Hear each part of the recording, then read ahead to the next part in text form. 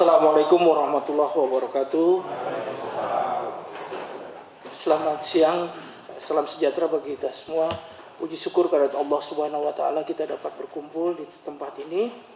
Pak Wagub, saya informasikan bahwa sahabat-sahabat saya dari JASMA, singkatan dari Jaringan Alumni SMA dan SMK se-Indonesia ya Pak Tony, ingin beraudiensi dengan Pak Wagub, maka hari ini beliau hadir dan mohon arahan atau pendapat audiensi ini langsung dipimpin oleh Pak Wagub. Kami persilakan Pak Wagub. Ya, terima kasih yang kami hormati Ketua Umum Jaringan Alumni SMK Bapak Alumni SMA MSK Indonesia atau JASMA ya, Bapak Tony Abdullah, Wakil Ketua Umum Bapak Benyamin, Sekretaris Umum Ibu Menu Wulandari, Wakil Sekretaris Umum Ibu Kuslawati, Ketua Bidang Hukum Bapak Adil Henuhili. Orang mana nih Pak? Orang Timur Pak. Orang Timur. Asli Mandai. Oh Pak Adil nih kenal saya. Siapa Bapak? Oh iya. Iya. Iya. Sehat Pak. Iya. Ketua Koordinator Alumni SMA 39 Ibu Diana. Ketua Koordinator Alumni SMA 14 Ibu Hasna. Ketua Koordinator Alumni SMA 8 Bapak Arif Budiman. Ketua Koordinator Alumni SMA 6 Bapak Basri Hasan Basri. Ketua Koordinator Alumni SMA 7 Bapak Bintang. Alumni saya nggak ada nih. Saya Al-Azhar dulu di Sisingamangaraja. Ada Ruby Oh iya. Oke, pendamping Ketua Badan Kesbangpol Bapak Taufik, Kepala Biro Umum Bapak Budi Awaludin. Semua saja yang hadir. Terima kasih. Assalamualaikum warahmatullahi wabarakatuh. Selamat siang, salam sejahtera semua. Yang pertama, mohon agak lambat nih Pak saya. Dari pagi nih Pak, udah rapat, udah acara, nggak berhenti-berhenti. Tapi alhamdulillah kita bisa ketemu silaturahmi. Untuk mempersingkat waktu silakan Ketum Pak Tony sampaikan hal-hal yang ingin atau Pak Benyamin silakan. Assalamualaikum warahmatullahi wabarakatuh. Selamat siang saya ucapkan kepada bapak-bapak dan ibu-ibu yang hadir siang ini di ruangan ini. Terima kasih Bapak Wagub atas waktunya. Sebelumnya kami ingin memperkenalkan diri.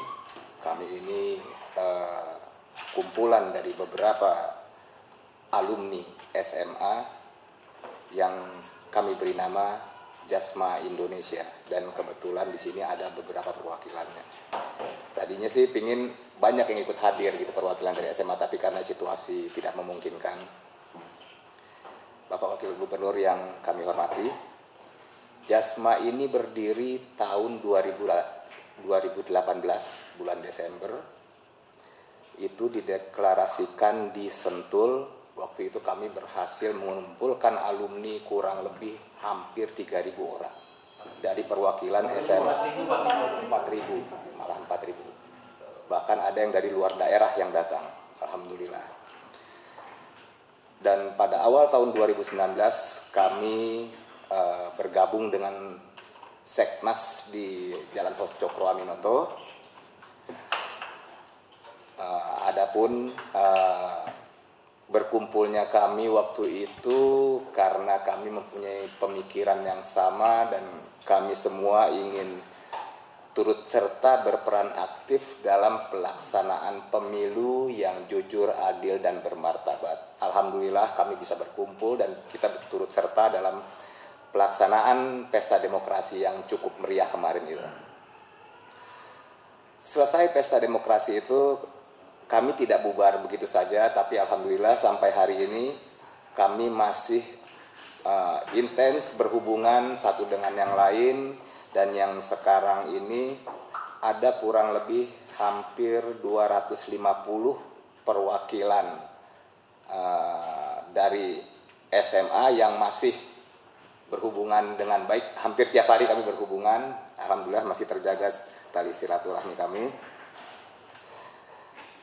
Kemudian sesudah acara pemilu kemarin itu, kami masih melakukan banyak kegiatan. Khususnya di sini kegiatan yang kami lakukan itu lebih ke arah kegiatan sosial. Alhamdulillah kemarin waktu terjadi tsunami di wilayah Carita, Banten, kami juga mengirimkan sedikit bantuan untuk saudara-saudara kita yang terdampak di sana. Dan juga waktu ada sedikit kejadian banjir Jakarta, kami juga alhamdulillah bisa mengumpulkan beberapa kebutuhan daripada saudara-saudara kita yang terdampak banjir itu kemarin. Seiring berjalannya waktu, kami melakukan pendataan dari anggota-anggota Jasma ini sendiri, Bapak Wagub. Dan alhamdulillah di Jasma ini kami mendapatkan kurang lebih 150 orang anggota kami yang mempunyai usaha mandiri. Artinya mereka bergerak di bidang UMKM. Dan itu sekarang juga cukup aktif karena beberapa kali kami diundang untuk mengikuti kegiatan pameran, bazar, dan di tengah perjalanannya kami juga bergabung atau dinaungi oleh suatu badan yang kita kenal dengan OKOC, pimpinannya Bapak Sandiaga Uno. Nah, berjalan seiring waktu itu juga kami ingin mengembangkan ekonomi kerakyatan melalui UMKM Jasma ini. Tapi di tengah situasi yang kurang menentu saat ini, Pak, yang memang kita sama-sama tahu kurang bagus ya karena situasi pandemi ini di mana hampir seluruh sektor ekonomi ini terpukul, kami mencoba untuk bergerak dan bangkit. Jadi setelah kami lakukan pertemuan dengan kawan-kawan UMKM dan setelah mengikuti beberapa kali pelaksanaan bazar dan pameran, kami ingin sekali membangkitkan semangat mereka dan membangkitkan kembali perekonomian kerakyatan ini dengan melakukan kegiatan bazar, dan kami ini adalah sebagai pelaksananya, bukan sebagai peserta lagi sekarang. Itu keinginan kami. Makanya kami datang kemari, kami ingin bersilaturahmi dengan Bapak Wakil Gubernur yang terhormat. Kami ingin sekali mendapatkan arahan serta dukungan untuk kiranya kami bisa melaksanakan kegiatan bazar yang mungkin bisa kami lakukan di lingkungan Pemda DKI ini. Begitu Bapak Wagub. Jadi saya rasa itulah pembukaan dari perkenalan dan keinginan kedatangan kami kemari menyampaikan aspirasi daripada kawan-kawan UMKM ini. Semoga bisa disikapi dan ditanggapi oleh yang terhormat Bapak Wagub. Mungkin itu saja yang dapat saya sampaikan. Kurang lebihnya kalau ada kata-kata yang kurang berkenan, Bapak-Bapak Ibu sekalian, mohon dibukakan pintu maaf yang sebesar-besarnya. Assalamualaikum warahmatullahi wabarakatuh. Silakan. Ada lagi? Ibu ada tambahan? Yang lainnya?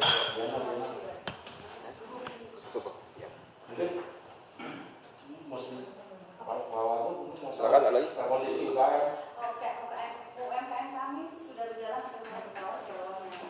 Berapa, Bu?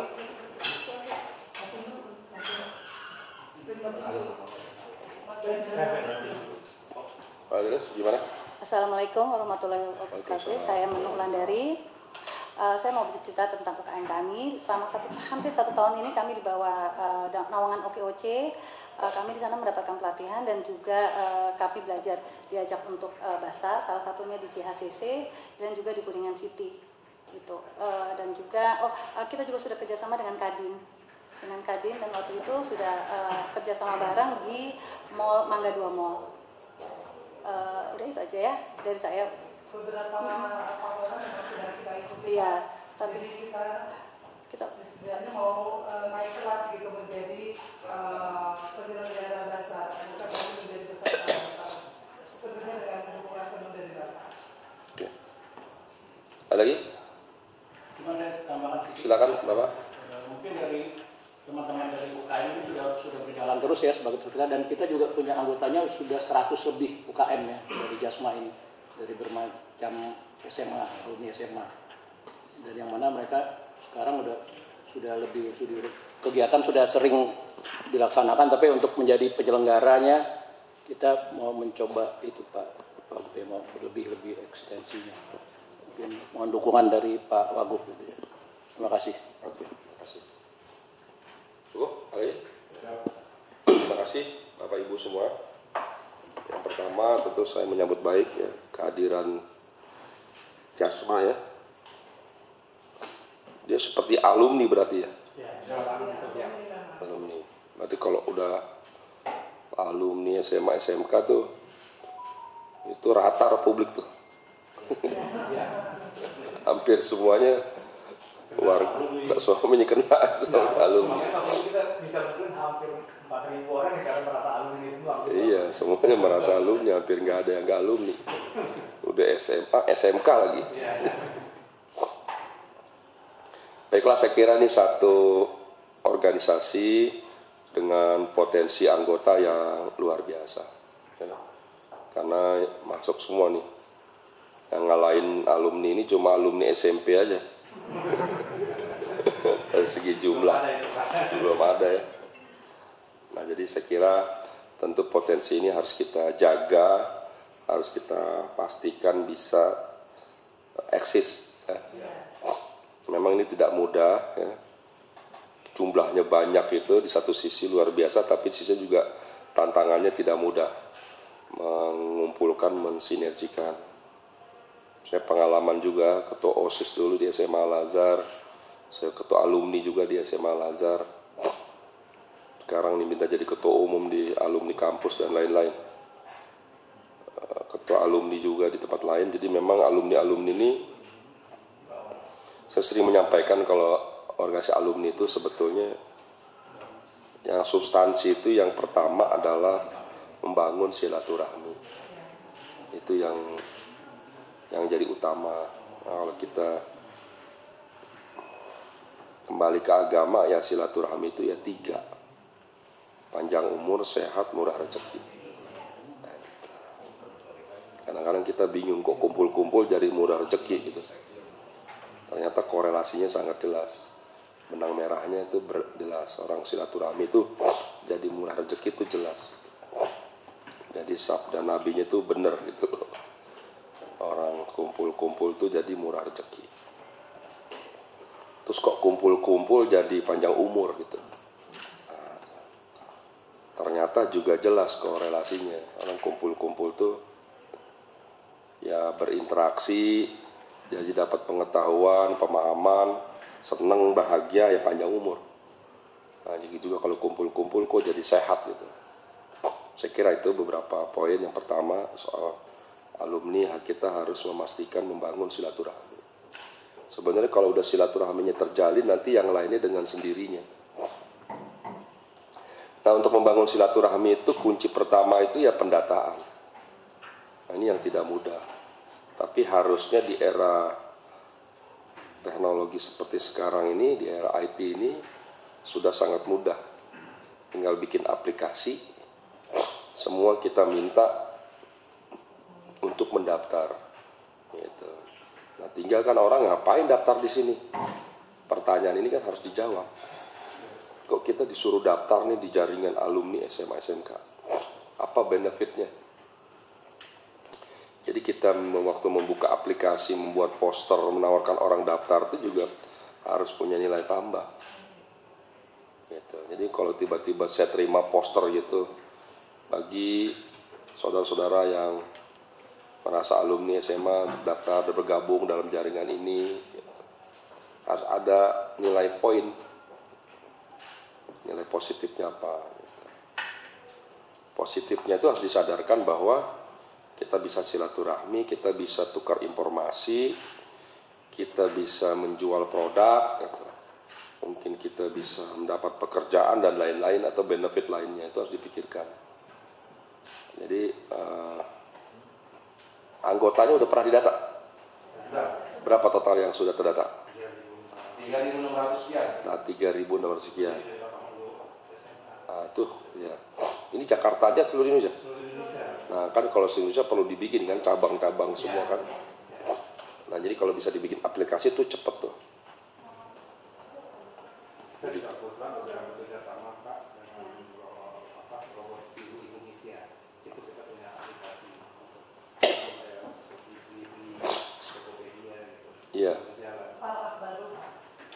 Ya, startup baru. Nah, itu juga bagus idenya. Ya, jadi melalui aplikasi, gabung di startup, gabung di perbankan. Nanti kalau bisa, ujung-ujungnya bisa keluarin produk kartu anggota bekerjasama sama bank, sama perbankan gitu. Itu juga luar biasa. Jadi saya cuma menyampaikan diteruskan, ditingkatkan pendataan anggota supaya lebih cepat melalui aplikasi. Gitu. Aplikasi itu nanti bisa berkembang itu, jadi kartu diskon, jadi alat belanja seperti e-money, bisa tuh nanti tuh. Kedepannya kalau sudah kuat jumlahnya, sudah banyak, nanti bisa gabung sama perbankan, bisa jadi e-money dan lain sebagainya. Nah, dengan begitu nanti banyak produk, banyak sponsor masuk. Jadi nanti untuk membiayai kepentingan organisasi bisa dari situ. Oke, jadi yang pertama tadi anggota, pendataannya saran saya. Kedua tadi baru diinventarisir potensi apa. Itu. Potensi apa yang bisa. Nah, potensi tadi UMKM tadi betul itu. Saya kira itu udah bagus, tinggal dipastikan lagi di data supaya mereka tahu ada produk gitu. Dibikin nanti apa UMKM, apa koperasi atau lain-lain itu. Ya dilibatkan aja. Memang kalau bicara anggota SMA nih, semuanya masuk nih. Mau guru, mau dokter, mau pengusaha, mau artis gitu. Kalau di KNP itu nyebutnya ini mulai dari sajadah sampai haram jadah. Pokoknya semuanya masuk. Ada semua tuh kalau di KNP itu lengkap tuh. Nah, di sini lengkap nih. Jadi saya kira ini satu yang baik. Nah, kalau terkait apa tadi pameran ya, saya kira bagus nih, selain tadi jadi hadir sebagai peserta, sudah masuk sebagai penyelenggara. Nah, cuma kalau pameran di lingkungan DKI mungkin belum bisa. Kan kita masih COVID-19. Masih belum. Oh, kalau setelah COVID bisa. Kalau sekarang belum bisa, tapi sebetulnya bisa di mall-mall. Atau di pasar-pasar tuh boleh. Jadi Bapak Ibu coba aja bikin konsepnya, dicari mall-mall di Jakarta yang dimungkinkan, nanti kita bisa bantu endorse lah ke asosiasi pengelola mall. Tapi dibikin dulu konsepnya yang menarik, karena dia kan juga punya prosedur lah. Dia nggak mau asal terima bazar gitu, nanti ya mohon maaf kalau nggak bagus dia kan. Jadi mau di mall di Jakarta di mana aja bisa. Silakan aja dicoba, ditata gitu. Dibuat layoutnya, produknya apa. Selama itu bagus, saya kira bisa nanti masuk di mall. Nanti kita yang bantu dorong ke pengelola mall supaya ini bazar dari Jasma umpamanya mau hadir di mall yang akan dipamerkan atau dijual. Produknya apa aja gitu. Dan bagi mall kan lihat punya nilai tambah nggak? Nah, itu bisa juga. Atau di tempat-tempat terbuka lainnya coba dilihat aja, gitu, dimungkinkan nggak? Nah, itu yang bisa kita bantu. Jadi kalau ingin jadi penyelenggara kita bisa bantu, umpamanya ke mall, ke pasar, pasar juga kalau dilihat ada space yang memungkinkan, bisa kita punya 153 pasar. Jadi umpamanya berapa hari sih biasanya mau bazar gitu? 3 hari. Umpamanya 3 hari, Jumat, Sabtu, Minggu umpamanya. Boleh dicoba. Itu. Yang penting tadi produknya berkualitas, harganya terjangkau, ada ketersediaan barangnya, stoknya bisa. Saya kira ini usul yang bagus, bisa kita eksekusi nih segera. Tinggal Bapak Ibu menyiapkannya, konsepnya, sampai layout semua produknya dan sebagainya, lain-lain. Nanti sambil dibantu dicari aja tempatnya. Kalau di pasar tuh di mana yang mungkin? Kan pasar juga penuh kan? Ada nggak space itu? Berapa outlet sih yang dibutuhkan? Itu yang mau ditampilkan. Begitu juga di mall. Jadi pasar, mall, ketiga tempat-tempat umum lainnya. Ya, apalagi tempat-tempat umum lainnya coba dicari. Itu di lingkungan warga. Tapi yang terbuka, mungkin di halaman-halaman yang memungkinkan. Kalau ruang tertutup mungkin sulit ya. Kalau di mall bisa ruang tertutup. Pasar masih mungkin kalau ada ruangannya. Kalau enggak ya di halaman. Kalau di tempat lain, tempat-tempat milik Pemda dimungkinkan selama di tempat yang terbuka lah. Oke, tadi yang pertama soal anggota aplikasi, kedua soal tadi UMKM bazar, ketiga soal pengorganisasiannya, terus ditingkatkan. Strukturnya dia sampai tingkat mana dia? Pusat, provinsi, langsung kampus, langsung sekolah, komisariat gitu. Untuk sementara kita baru satu struktur baru tingkat pusat aja. Oke. Karena kita juga belum jauh berjalan dari habis kemarin melihat. Oke. Iya. Tapi kalau untuk UMKM, kita sudah ada perwakilan dari Jasma UMKM Pangandaran. Oke. Pangandaran, Bandung, Oke. Solo. Iya. Iya, bagus UMKM. Jadi kelebihan organisasi ini sebetulnya kan anggotanya luar biasa. Nah, ini potensi ini yang bisa dikembangkan. Kalau anggotanya sudah luar biasa, yang lainnya insya Allah nih, bisa dikembangkan lagi. Saya kira itu, apalagi struktur organisasinya, anggotanya didata, diberdayakan, UMKM tadi, potensi-potensi lainnya. Memang nih kalau mau cepet gitu ya mau nggak mau libatkan, cari orang-orang yang populer gitu, yang dikenal, artis terlibat dan lain-lain gitu, pengusaha-pengusaha besar dilibatkan gitu, supaya organisasi ini makin eksis lah, supaya lebih cepat. Sementara saya kira fokusnya bisa tuh tadi anggota bicara UMKM, ekonomi, nanti bisa bantu soal COVID, bantu tadi bantu yang pertama, bisa bantu sosialisasi supaya kita semua 3M lah. 3M itu artinya ya memakai masker, mencuci tangan, menjaga jarak. Nah, ini penting sekali karena kesadaran masyarakat udah jenuh, udah capek, berkurang gitu. Jangan sampai jadi M3. Tadi ada yang sebut tadi saya Pak ini lama-lama jadi M3 katanya. M3 itu masyarakat miskin baru. Nah, jadi sejak ada COVID-19 ini memang angka pengangguran meningkat, angka kemiskinan meningkat. Karena M3 tadi masyarakat miskin baru banyak. Karena banyak orang yang tidak bekerja, bahkan di PHK ini udah mulai ekonomi. Mall kami buka, ternyata di mall itu kami buka pelonggaran sampai 50%. Awalnya kita pikir membludak, artinya orang lebih dari 50%. Normal 100%. Dari yang normal gitu, Ternyata tidak Ibu Bapak.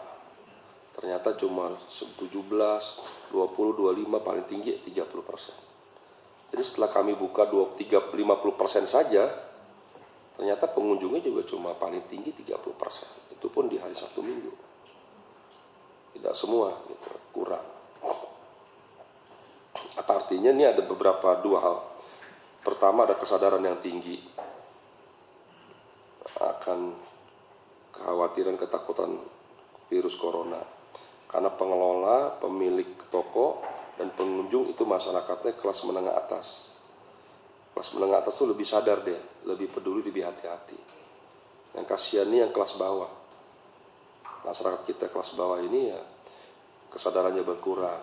Apalagi banyak pekerja informal yang hari ini bekerja, hari ini dapat upah, hari ini makan. Kalau nggak kerja, nggak dapat upah, nggak makan.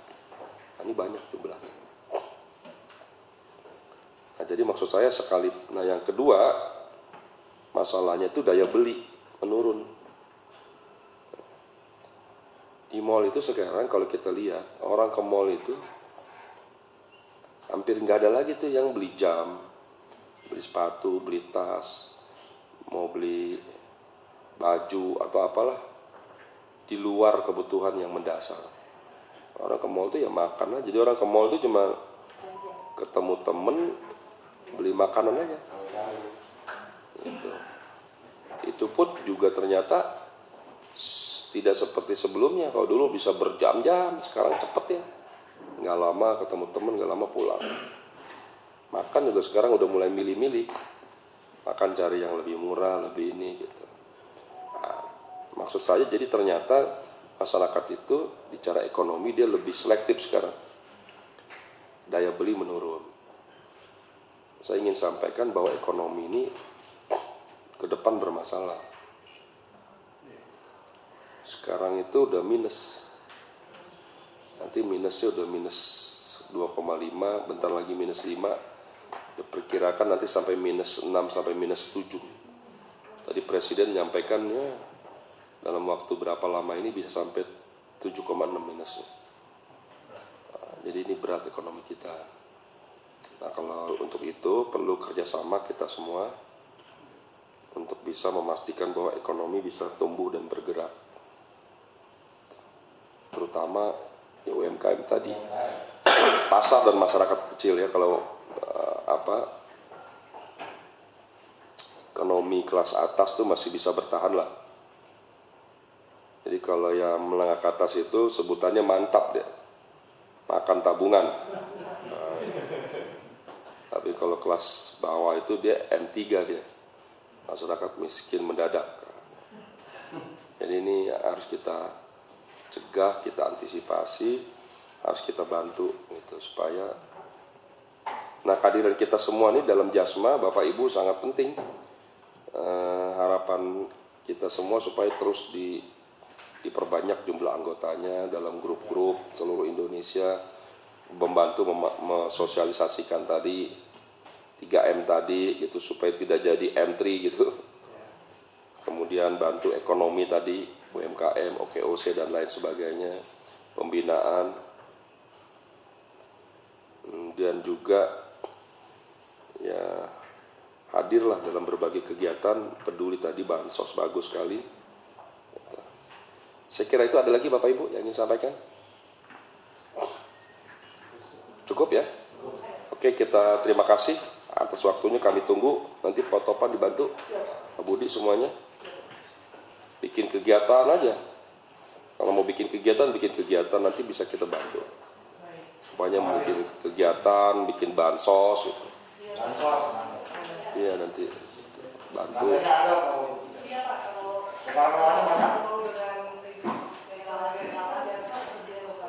Iya ya. Iya. Jadi gini, ada cara sebetulnya. Tadi juga datang di sini beberapa organisasi bikin surat ke Kementerian Sosial. Juga Pak Menteri jelaskan, Pak kami punya ini, ingin membantu masyarakat, membantu menyalurkan itu segmennya gitu. Umpamanya fokusnya di mana gitu. Masyarakat di Jakarta, di selama area terpadat yang kumuh di mana, atau masyarakat nelayan atau masyarakat apa, itu bisa diajukan.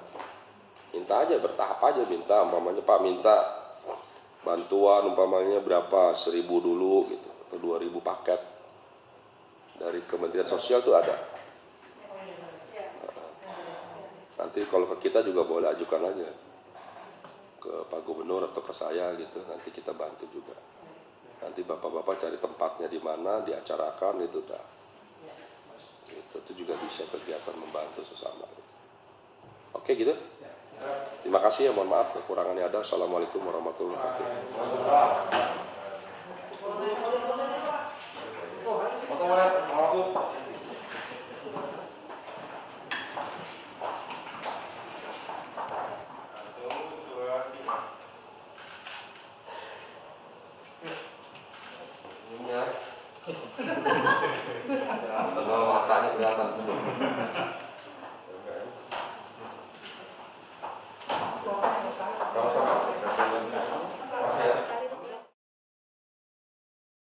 Pengen tahu informasi seputar COVID-19 di Jakarta? Kunjungi situs resmi Pemprov DKI di corona.jakarta.go.id. Ada beragam fitur di dalamnya. Kita bisa klik data pemantauan untuk mengetahui update jumlah kasus terkonfirmasi COVID-19, jumlah PDP dan ODP, mapping ODP, PDP dan pasien positif, informasi jenis kelamin dan umur, diagram tren nasional dan Jakarta, penambahan kasus harian, grafik akumulasi pemakaian rapid test, dan grafik pemakaman jenazah dengan protap COVID-19. Lengkap kan? Bukan cuma itu. Ada juga data monitoring distribusi bantuan sosial berisi data distribusi bantuan, peta distribusi bantuan, RW penerima bantuan, dan perkembangan penyaluran bantuan di Jakarta. Jangan ketinggalan update peta kasus di wilayah tempat tinggal kita dengan klik fitur peta kasus. Berisi data pasien positif COVID-19, pasien menunggu hasil laboratorium, dan rumah sakit rujukan. Fitur ini menampilkan kronologi penyebaran awal COVID-19, tapi tidak semua kasus hanya representatif. Detail data pribadi juga tidak ditampilkan untuk publik. Persebaran pasien positif COVID-19 bisa dilihat per kelurahan di Jakarta.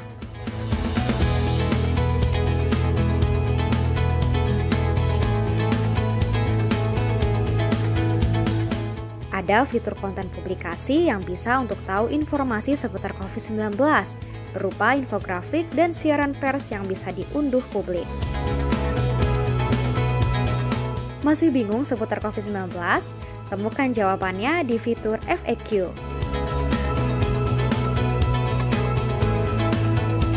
Klik fitur pemeriksaan mandiri, maka kita dapat screening gejala COVID-19 dengan menjawab beberapa pertanyaan dari Dinas Kesehatan. Untuk pertanyaan lebih lanjut, dapat menghubungi sejumlah nomor kontak yang tersedia.